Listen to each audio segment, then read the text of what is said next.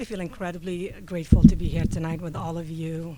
When I first moved to Colorado in 2021, I was searching for a creative community where I can express myself freely and truly. And I found Lighthouse Writing Workshop. I was just telling him about it. And through that, I was able to participate in several workshops and events, and I was able to also participate in the New Voice Fellowship program, which allowed me to take more workshops, classes, and English is not my first language, although I teach English as a second language. English is my third language. So I'm good at with writing words, but I'm not good at speaking the words. So bear with me. Sahar, can we get you a little closer to the microphone for the online audience? Okay, how is that? Is that better? A little closer if it's comfortable for you. A little bit close. Is that better? Is that better? There we go. That's All right. perfect. Okay. All right. Through my writing, I explored my struggles with growing up during the war, as a refugee, as in my arranged marriage, my depression, my escape from California, my love affair in Morocco, and my estranged relationship with my daughter. It's quite a mix of experiences, right? So, thank you for being here tonight, and let's get started. My first poem is called Home. Growing up, my house was destroyed twice and rebuilt twice, so I really did not have a sense of home. So this is home.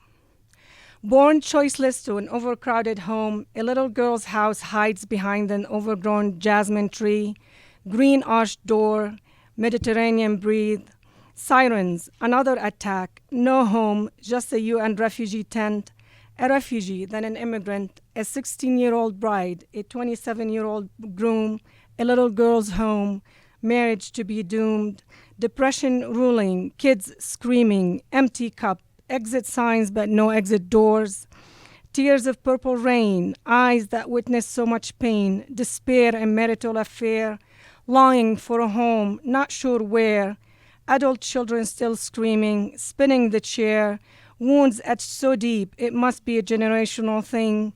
Home is many thing, home is not a stop sign, home is a peace of mind. I'm home, she said. How can home be so thorny? Foreign desert and a foreign accent, she lands in a kingdom in Africa. Wise and mature, but not a clue for sure. Love so fuzzy and cozy, threatening and scary.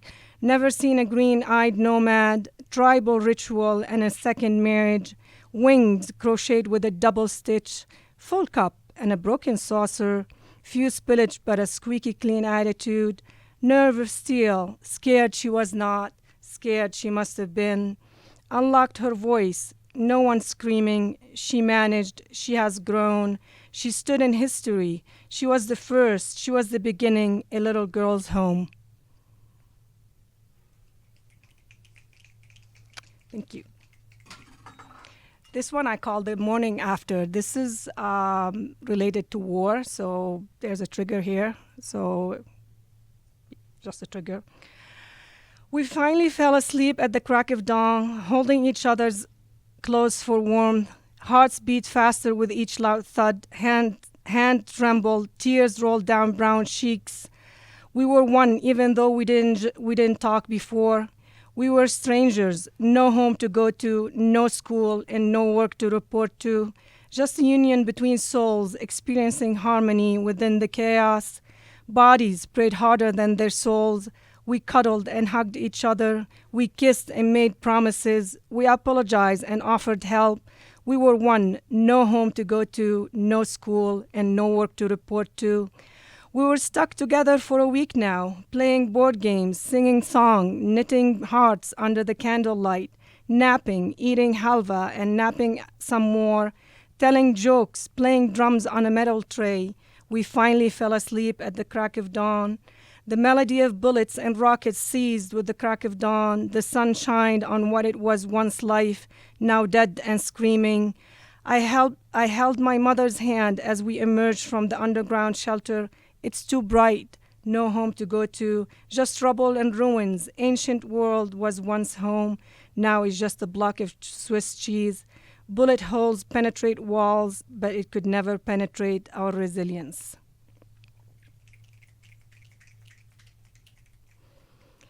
I call this one the color of my skin. I teach adults at an elementary school. I teach ESL English as a second language.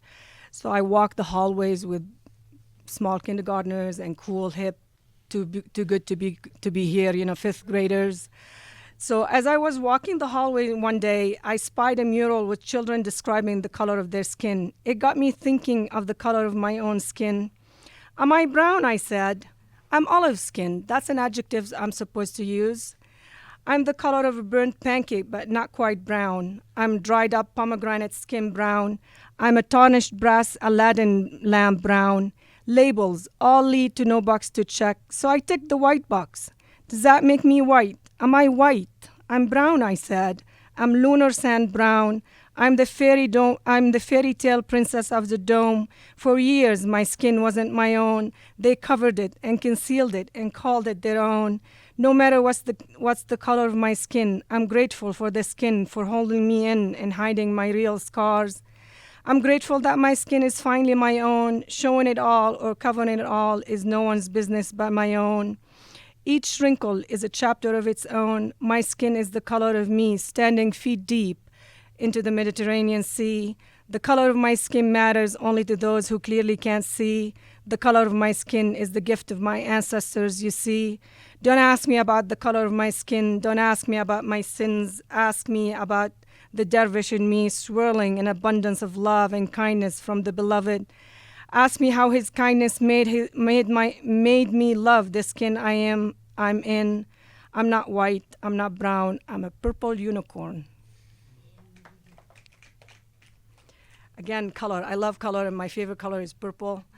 So this one is called the color wheel.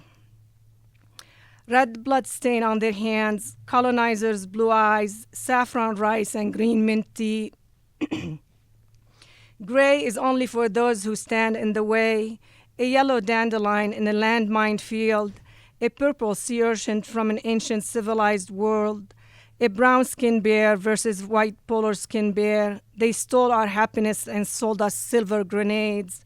My olive skin is not your next exotic art exhibition. My ancestors' graves are not your next spiritual retreat. My henna hands are tired of clapping for the wrong crowd. The color ran out of my life.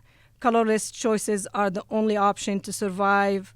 Invisible tears, painful memories of occupiers die. Sapphire skies sending rockets, rainbow of hopes fill the air. We all bleed the same color. Thank you.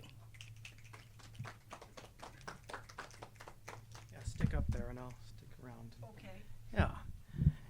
Yeah, tell us a little bit of how you got into writing poetry. I've been writing since I was little in Arabic, but I've never published anything.